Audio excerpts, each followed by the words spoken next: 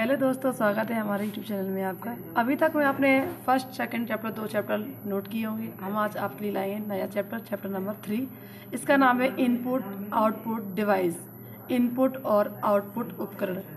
नीचे हमने हेडिंग डाल रखी है इनपुट डिवाइस। इनपुट डिवाइस जो हेडिंग डाल रखी है उसके बाद आप नीचे से नोट करेंगे। आपकी नेक्स्ट हेडिंग है कीबोर्ड। कीबोर्ड एक इनपुट डिवाइस है। इसमें अनेक बटन होते हैं जिसका प्रयोग अनेक कार्यों के लिए होता है।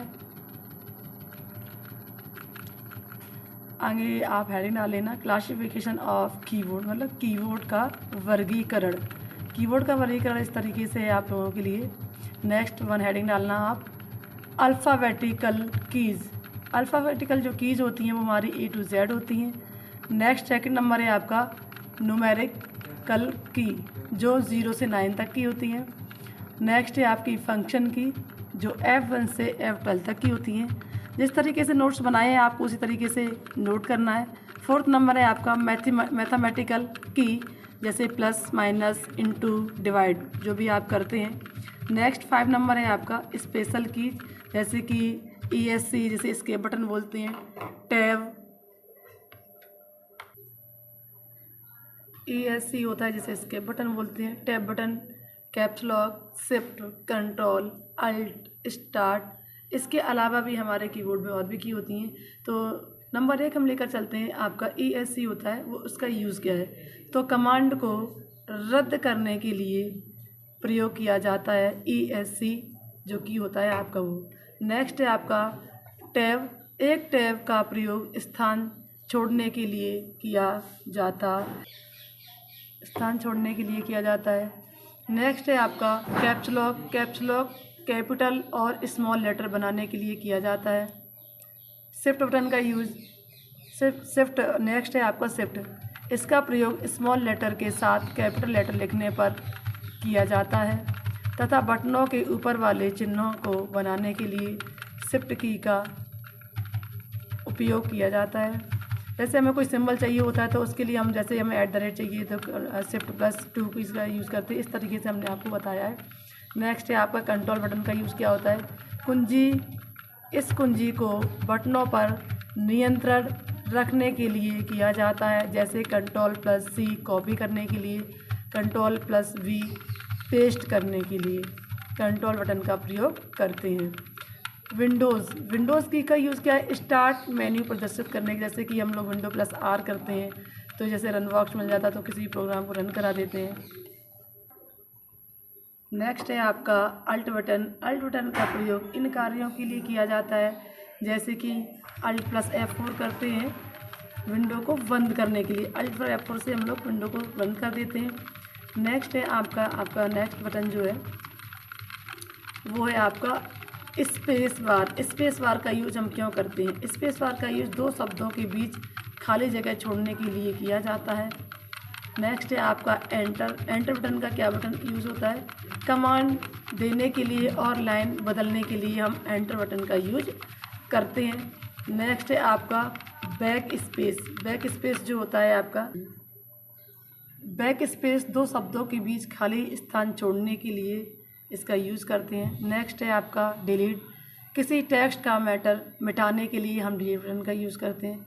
आपका नेक्स्ट है कर्सर कंट्रोल की। कर्सर को बाएं दाएं ऊपर नीचे ले जाने के लिए, दाएं से बाएं ले जाने के लिए अल्ट Ctrl+Delete से क्या होता है, हमारा जो कंप्यूटर होता है वह रीस्टार्ट हो जाता है। तो रीस्टार्ट करने के लिए अल्ट Ctrl+Delete बटन का यूज करते हैं।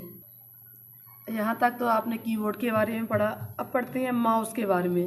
माउस भी एक इनपुट डिवाइस है, लेकिन इसको पॉइंटिंग डिवाइस भी कहते हैं। इसका प्रयोग पॉइंटिंग डिवाइस के लिए होता है। इसमें 2 बटन होते हैं और एक स्क्रॉल भी होता है। तो माउस भी आपके 2 प्रकार के होते हैं। नंबर 1 है आपका रिंग माउस और नंबर 2 है आपका ऑप्टिकल माउस। तो माउस 2 प्रकार के, इस तरीके से आपने पढ़ा कि माउस 2 प्रकार के होते हैं। नेक्स्ट हेडिंग है आपकी स्कैनर। यह भी एक इनपुट डिवाइस है। इसका उपयोग किसी भी इमेज को कंप्यूटर में इनपुट अर्थात अंदर पहुंचाने के लिए किया जाता है। स्कैनर से हम किसी भी इमेज को अपने कंप्यूटर में स्कैन कर लेते हैं। तो इस तरीके से आपको नोट्स बनाने हैं। तो नेक्स्ट हेडिंग है आपकी लाइट पेन। लाइट पेन भी हमारा एक इनपुट डिवाइस होता है। लाइट पेन का प्रयोग, तो यह एक इलेक्ट्रॉनिक पेन होता है। यह माउस की तरह एक इनपुट डिवाइस है। इसके लिए एक इलेक्ट्रॉनिक बोर्ड की आवश्यकता होती है। इलेक्ट्रॉनिक बोर्ड के लिए जैसे कि इलेक्ट्रॉनिक, तो आपने समझा कि लाइट पेन को चलाने के लिए इलेक्ट्रॉनिक बोर्ड की ज़रूरत पड़ती है। तो ऐसे ही नेक्स्ट हेडिंग है आपका जॉयस्टिक। यह एक इनपुट डिवाइस है। यह 360 अंश तक घूमता है। इसका उपयोग, तो जॉयस्टिक का उपयोग कंप्यूटर पर गेम खेलने के लिए होता है। नेक्स्ट हेडिंग है आपकी आउटपुट डिवाइस। ये वे उपकरण हैं, इनका उपयोग परिणाम देखने के लिए होता है। आउटपुट डिवाइस कहलाते हैं। कुछ प्रमुख आउटपुट डिवाइस निम्नलिखित हैं। तो नेक्स्ट हेडिंग है आपकी मॉनिटर। मॉनिटर प्रमुख आउटपुट उपकरण है। यह टेलीविज़न की तरह होता है। परिणाम को स्क्रीन पर प्रदर्शित करने के लिए होता है। यह प्रमुख रूप से 3 प्रकार के होते हैं। नंबर 1 है आपका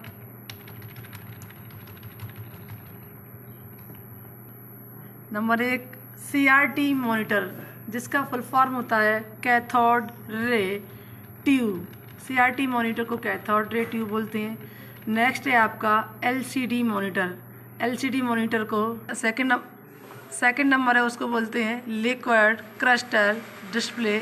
थर्ड है आपका LED monitor, light emitting diode. Next heading है आपकी प्रिंटर। यह भी आउटपुट उपकरण है, जिसका उपयोग सूचनाओं अथवा परिणाम को कागज पर छापने के लिए होता है। यह मुख्यतः 3 प्रकार के होते हैं। नंबर 1 है आपका dot matric printer. Dot matric printer के बाद सेकंड है आपका इंकजेट प्रिंटर और थर्ड है आपका लेज़र प्रिंटर। तो आप फर्स्ट हेडिंग डाल लेना डॉट मैट्रिक प्रिंटर। यह बहुत ही उपयोगी प्रिंटर है। इसकी इकाई छपाई ज़्यादा सुंदर नहीं होती है, क्योंकि इसकी छपाई छोटे छोटे बिंदुओं से मिलकर बनी होती है। इनका उपयोग रेलवे, बैंक, बिजली के बिल आदि में होता है। इंकजेट प्रिंटर में लिखना है, inkjet printer dot matrix printer की अपेक्षा सस्ते होते हैं, लेकिन इनकी छपाई अच्छी होती है एवं इनकी छपाई का खर्च अधिक होता है। A4 साइज का पेपर लगाया जाता है। आगे आपकी हेडिंग है laser printer. Laser printer inkjet और डॉट मैट्रिक्स प्रिंटर की अपेक्षा बहुत अच्छे होते हैं। ये प्रिंटर छपाई की क्वालिटी में बहुत बेहतर होते हैं। इनमें